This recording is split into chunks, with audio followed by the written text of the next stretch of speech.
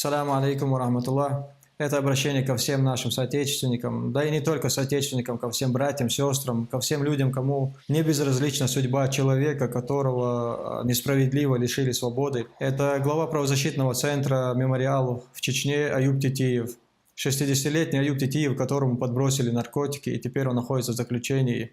И он нуждается в нашей помощи, как минимум моральной поддержке. Мы знаем, что человек, который находится за решеткой, особенно человек, который находится несправедливо в заключении, для него очень большая помощь, даже моральная поддержка. И мы видим, как люди, которые не являются чеченцами, которые не являются мусульманами, выходят и пытаются поддержать Аюба, делают фотографии с плакатами, призывают освободить Аюба. Они пытаются поддержать Аюба.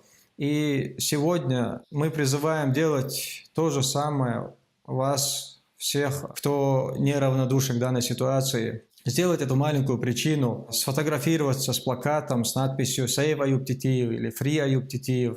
И выставлять эти фотографии в соцсетях, в Инстаграме, в Фейсбуке, везде, где только возможно. Сегодня человек, который пострадал, пытаясь помочь нам, простым людям, притесненным, в то время, когда всякие Будановы, Романовы, Кадыровы похищали, убивали, пытали, преследовали людей, их родственники приходили и просили помощи у Аюба, и Аюб Титиев пытался помочь этим людям, за что сегодня он и пострадал, и за что он и находится сегодня в такой ситуации. И поэтому давайте покажем Аюбу, что он рисковал своей жизнью и своим здоровьем, он рисковал не просто так, что люди, которым он пытался помочь, были достойны этой помощи. Давайте покажем ему, что мы переживаем за него, что мы поддерживаем его и молимся за него.